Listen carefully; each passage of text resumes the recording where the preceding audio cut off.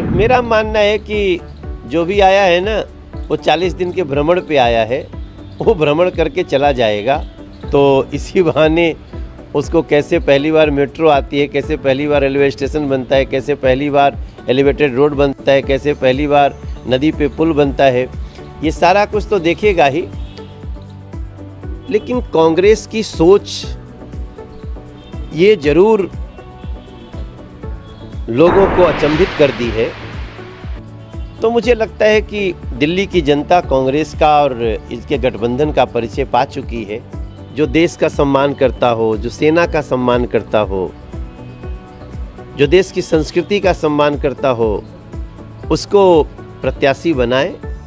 मेरे ख्याल से व्यक्ति महत्वपूर्ण नहीं होता है, विचार महत्वपूर्ण होता है, मुद्दा महत्वपूर्ण होता है। 10 साल से वो सांसद हैं, तो वो बताएं नॉर्थ ईस्ट की जनता को, नॉर्थ ईस्ट दिल्ली की जनता को कि 10 साल में उन्होंने क्या किया है। क्या कांग्रेस में कोई एक ऐसा व्यक्ति नहीं मिला जिसको जो देश का सम्मान करता हो, जो सेना का सम्मान करता हो, जो देश की संस्कृति का सम्मान करता हो? मुझे लगता है कि दिल्ली में भाजपा जो है कोई काम नहीं करती है, सिर्फ और सिर्फ जो इंडिया ब्लॉक की पार्टियां हैं उनको परेशान करना, तंग करना। जैसा कि आप जानते हैं कि दिल्ली के चुने हुए मुख्यमंत्री को बिला वजह जो है जेल में डाल दिया गया है।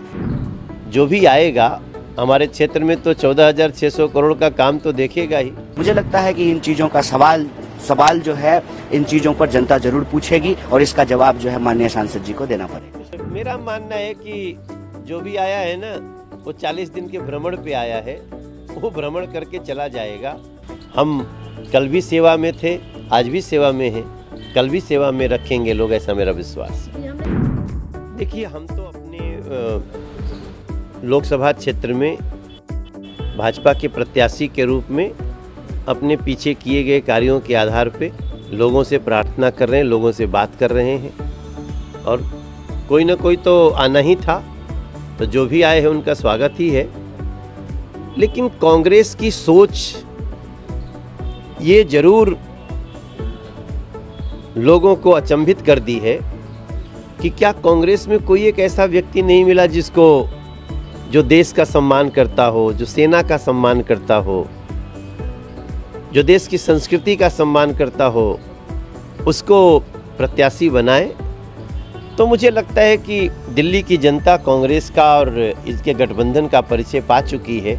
इनके शीर्ष नेतृत्व के बारे में पर्दाफाश हो चुका है।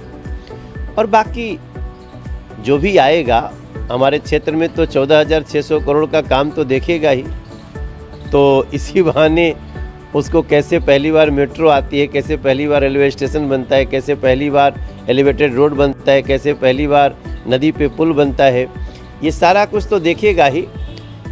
और मेरा मानना है कि जो भी आया है ना वो 40 दिन के भ्रमण पे आया है, वो भ्रमण करके चला जाएगा।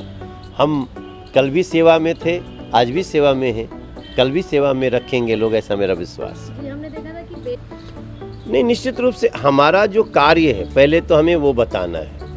बाकी जनता को कुछ बताना नहीं पड़ता है, उसको सब पता होता है।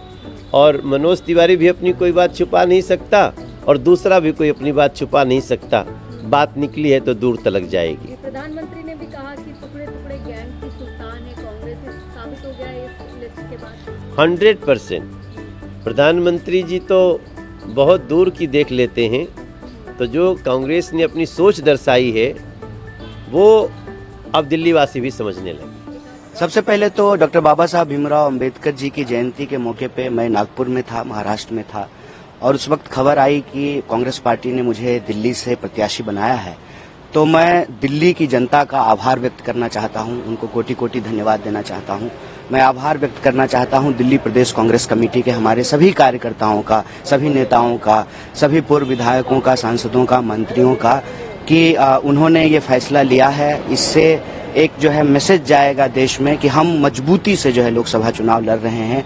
और इसी मौके पे हम धन्यवाद देना चाहते हैं हमारे कांग्रेस पार्टी के शीर्ष नेतृत्व का कि उन्होंने मुझे योग्य समझा है। दिल्ली की जो देश की राजधानी है वहां से प्रत्याशी के तौर पे खड़ा करने का फैसला उन्होंने लिया है, उम्मीदवार बनाने का।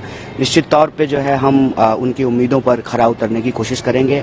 और देश में जो हमारी न्याय की मुहिम है, जो न्याय की लड़ाई है, जो हम 5 न्याय की बात कर रहे हैं, युवाओं की न्याय, महिलाओं के, किसानों की न्याय और जो इस देश के भीतर जिन लोगों के साथ भी, चाहे वो किसी भी जाति वर्ग समुदाय के हों, किसी तरह का कोई अन्याय हो रहा है तो उस अन्याय को समाप्त करके न्याय की स्थापना करना, जो हमारा न्याय पत्र है उसके संकल्पों को लागू करने की हम कोशिश करेंगे, उनकी उम्मीदों पर खरा उतरने का प्रयास करेंगे। आपके सामने जो कैंडिडेट है वो 2 बार के सांसद है, मनोज तिवारी, कितनी चुनौती मानते हैं आप? देखिए, कोई ना कोई तो सामने होगा ही।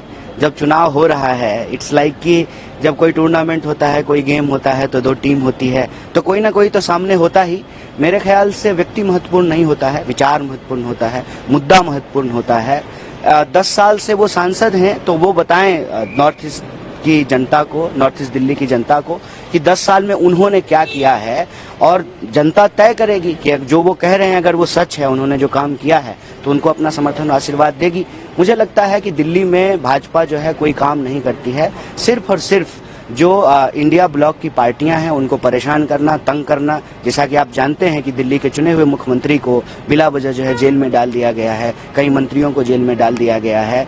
तो जो एक चुनी हुई सरकार है उसको अस्थिर करने का प्रयास किया जा रहा है। तो कहीं ना कहीं ये दिल्ली का अपमान है, दिल्ली के आम लोगों का अपमान है, दिल्ली के अंदर जो लोकतांत्रिक प्रक्रिया है उसका मजाक उड़ाया गया है। मुझे लगता है कि इन चीजों का सवाल जो है इन चीजों पर जनता जरूर पूछेगी और इसका जवाब जो है माननीय सांसद जी को देना पड़ेगा। पिछले बार आप जिनके खिलाफ चुनाव लड़े थे उनका एक बयान अभी आया है, गिरिराज सिंह कह रहे कि जिन्हें रिजेक्ट कर दिया उन्हें कांग्रेस ने उतारा। अभी ये बात तो उनके ऊपर भी लागू होता है। बहुत सारे ऐसे लोग हैं जो कांग्रेस पार्टी में चुनाव हार गए थे और अभी जो है पलक पावरे बिछा करके जो है रेड कारपेट बिछा करके उनका भाजपा में स्वागत किया जा रहा है। हम यही कहते हैं कि आपकी बात में ना एक सच्चाई होनी चाहिए, एक ईमानदारी होना चाहिए। आप न्यायपूर्ण बात करें, आप ऐसी बात करें जिससे जनता को हंसी ना आए।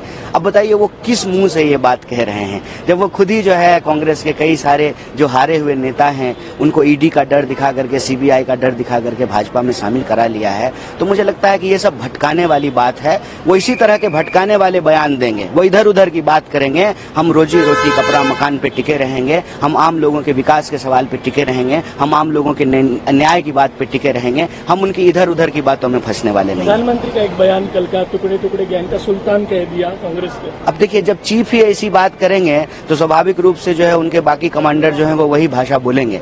तो मैं यही कह रहा हूँ कि प्रधानमंत्री हो या भाजपा के कोई भी नेता हो, आज उनके पास कोई एजेंडा नहीं है। वो ये बताने में सक्षम नहीं है कि 10 साल में उन्होंने देश के लिए क्या किया है, दिल्ली के लिए उन्होंने क्या किया।